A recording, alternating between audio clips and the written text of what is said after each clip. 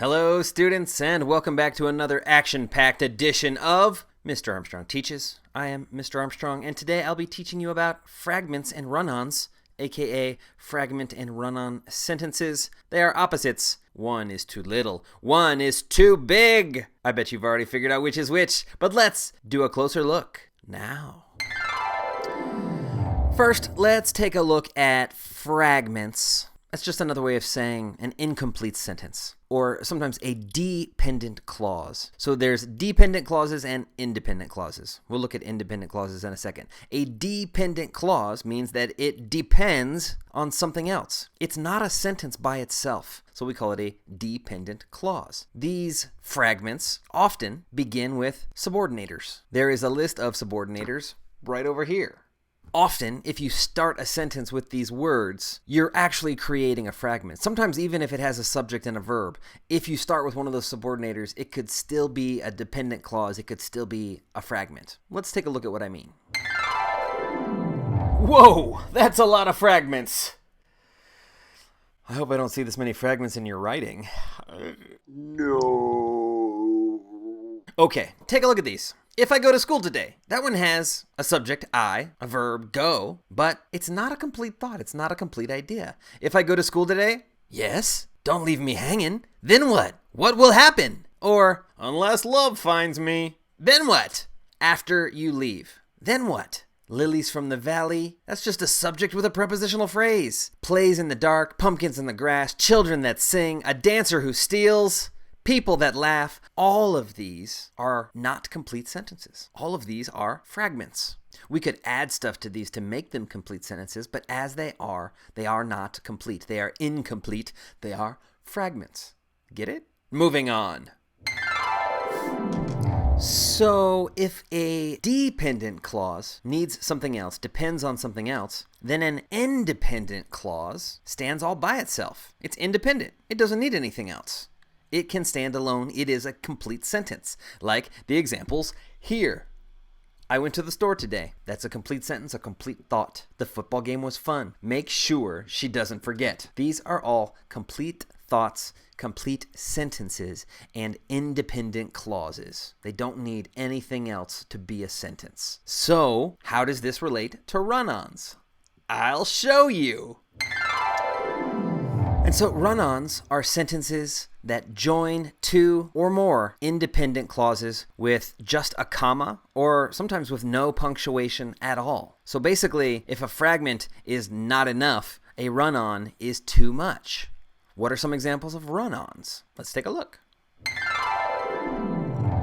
Okay, take a look at these first two. His head hurts, he took some medicine. We do have a comma in there, but still, this is considered a run-on. It's two different sentences, essentially. His head hurts, that could be a complete sentence. That is an independent clause. And he took some medicine. That could be all by itself. That is an independent clause. They're only joined by a comma, which is insufficient. So technically, that is a run-on. In that second example, there's no comma at all. Connie likes soccer, all she does is watch soccer all the time. Once again, there are two independent clauses, and Connie likes soccer, period. That could be an independent clause. Or, all she does is watch soccer all the time. That's also a complete thought. So, once again, this is two independent clauses that are smushed together, and it's too much, it's a run-on. Just like these two.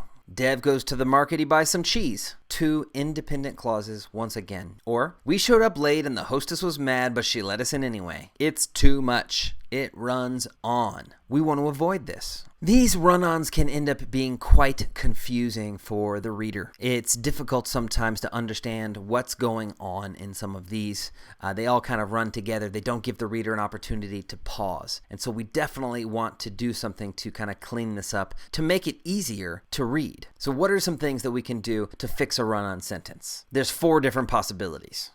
Number 1 is to use a coordinator or a coordinating conjunction. For, and, nor, but, or, yet, so. Fanboys. Coordinating conjunctions or coordinators join two independent clauses. That's one of their functions. Notice the asterisks there, of course, as well. Anytime you're using one of these coordinators, you also need to use a comma. Let's take a look at some examples. So take a look at these 2 examples. Nia needed to tell the truth. She refused to say a word. Or, Lou likes to cook. Deanna likes to shoot baskets. Both of these are run-ons. They need something. There's too much going on in those sentences. They're confusing. So what can we do? Use some coordinating conjunctions. Nia needed to tell the truth, comma, but she refused to say a word, right? I used the coordinating conjunction, but. Or Lou likes to cook, comma, and Deanna likes to shoot baskets. Now, since we've added these, they're no longer run-ons. They're longer sentences now, because technically we added a word to each one, but now they follow the rules of grammar. Now they make a little more sense. They're a little easier to understand. Let's look at number 2.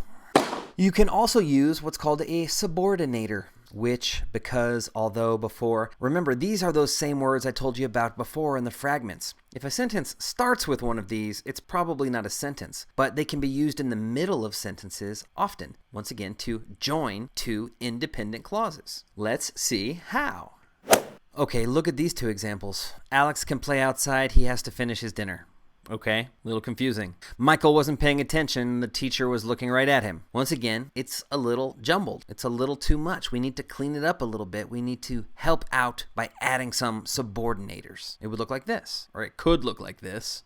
So that first example becomes Alex can play outside as long as he has to finish his dinner. Or Michael wasn't paying attention, comma, even though the teacher was looking right at him. Now we've added those subordinators, and even though once again we've made the sentence longer, they're not technically run-ons anymore because they have been joined appropriately using appropriate grammar. Subordinators. And now on to number 3. Sometimes all you need is a semicolon. A semicolon can join two independent clauses. Usually if you're using a semicolon, though, you want those two independent clauses to be somehow related to one another. They should be connected in what they're talking about, at least. Let's look at some examples.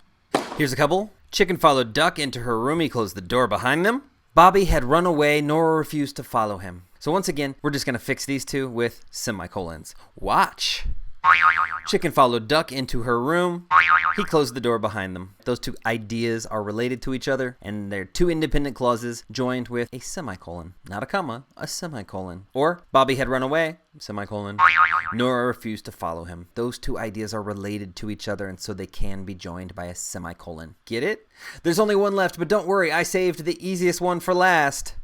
Sometimes the only right thing to do is to use a period. If your sentence is too long, break it into multiple sentences, in other words. This might be the best option most times. Certainly the easiest. Let's take a look. The milkman came earlier. He left the milk bottle on the porch. I had to pick up my son from daycare. He was sick. These are both run-ons, and once again, this problem could easily be solved by just breaking each of these run-on sentences into two shorter sentences, using a period, and capitalizing when necessary, of course. It will look like this. The milkman came earlier, period. I capitalized the H. For the new sentence, he left the milk bottle on the porch. I had to pick up my son from daycare. He was sick. A lot of times with these run-on sentences, it might sound right, and if you wrote it, you might know where to pause. But in our writing, we need to be a little bit more clear so that the reader knows what we want them to know, so that the reader hears it like we want them to hear it, the way we have written it. So that's why this stuff is important. Fragments and run-ons. That's the end. This was a quick down and dirty lesson about fragments and run-ons. It also referenced some other topics that I'll make another video about in the future. We'll talk more about dependent and independent clauses in a future video. But if you have any questions, you can post them in the comments below. If you have any ideas for future videos that you might like to see, you can post those in the comments below. Remember to like and subscribe. It really means a lot. And I look forward to teaching you again very soon.